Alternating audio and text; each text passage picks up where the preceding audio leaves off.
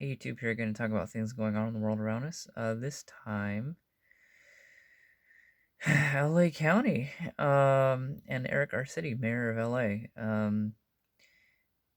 And just to put up front, thank goodness I don't live in LA County, but I do live in the state of California, so I do have something to say about that. But yesterday, Eric Garcetti, following the county's announcement, Eric Garcetti's the mayor of LA, said that LA will be on lockdown until August. Um, and LA County did say that yesterday that they will be on lockdown until through July. And when you hear that, you're flabbergasted. So I kind of waited it out to have a response because I knew that there wasn't enough context for clarity. And today, the air was cleared. The the announcement was made by their equivalent to Fauci, like the scientists, epidemiologists they've appointed to help alleviate um, the or help guide people scientifically in this process, said that the lockdown would continue to August. And today she clarified, well, we're going to get through the phases of our lockdown, because California, what they're doing is we're in phase 2, which is are starting to open up stores for pickup. Um, and by the end of phase 2, you'll see people sitting in restaurants eating. And phase 3 is like you can get a haircut, which obviously I need. Like, I just threw a bunch of gel in my hair to keep it out of my eyes. And then, and I guess stage 3 is also like theaters and churches. And then stage 4 is basically the last phases of the lockdown, where you can go see a concert or a sporting event. Um, so I think when she clarified, she was saying we're gonna get through all the phases in that amount of time. But Eric Garcetti kind of said, no, the shelter in place is gonna go through August. So ridiculous up front. And my response to that is that's ridiculous, because LA is a gig based economy. Most of the people who live in LA have a job that they've been furloughed on, because most people work in restaurants or hotels or the entertainment industry, um, or small business owners. So most of LA has not been working. And in terms of like what's keeping LA a relevant place in terms of like why people live there is, there is the movie industry, the music industry, uh, a lot of commercial industry there that is non-existent right now. So by Eric Garcetti, mayor of LA, extending the lockdown to August, effectively he's saying, okay, you're going to have to hold on economically until August. I mean, you've held on since early March, and it's been really hard, and it hasn't even been 3 months yet. Now imagine doubling that amount of time you've already done, and going another 3 months of this. And absurd. It's not going to happen. You're already seeing, I've just been hearing through friends of mine who live in Los Angeles, and I've been seeing it too, like in the Bay Area. We have a lot of, in the Silicon Valley, we have a lot of people who have jobs where we can work from home, and that's amazing. But even with that, we're still seeing a lot of unrest here in LA, where it's not exactly the same. We're seeing a big percentage of people who need to go to their jobs in person who can't do that now. Huge unrest. And so 3 more months of that, not going to be good for uh, societal normality. You're going to see civil unrest. It's not going to be great. Um, and right now, what we're seeing is a huge rift in perspective. The people who, of course, are afraid of the virus, who are blocking people and defriending people on Facebook for having reasonable opinions posted. I've lost um, like 25 friends now just from posting reasonable things. It's 2016 all over again. Just saying. Um, but so you're seeing people super fearful of that, and that represents, in my opinion, uh, the California uh, political um, leadership, and it's showing how out of touch the far left is with actual reality. And then you're seeing people who are starting to realize the uh, how little of a threat the virus is, and starting to see that yes, it's time to open the economy. Why aren't we done that yet? And those people, in my opinion, represent states like Montana, states like um, North Dakota, states that are just starting to open up, like Colorado and Texas, and that's amazing, awesome.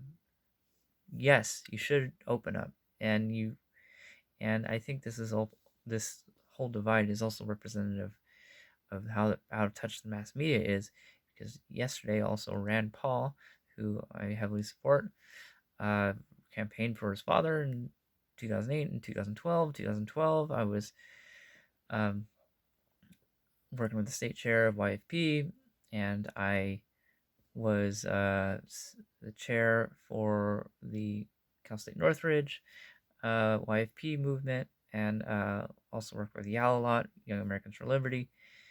Um, all about that. Rand Paul, who is a hero of mine, faced Fauci, and he said to his face during the senatorial questioning, um, "You're not the end all be all of this whole thing. You're not the alpha and omega of this whole thing. You shouldn't be making these decisions for this country. You're not an elected official." And Fauci, of course, did clarify, "You're right. I'm not the end all be all. I'm just giving advice per my expertise." And in retrospect, I've been pretty, not publicly like this, but I've been pretty harsh on Fauci because he, Rand Paul's right. He's not an elected official. He shouldn't be making decisions, but he hasn't made decisions. All he's done is given advice.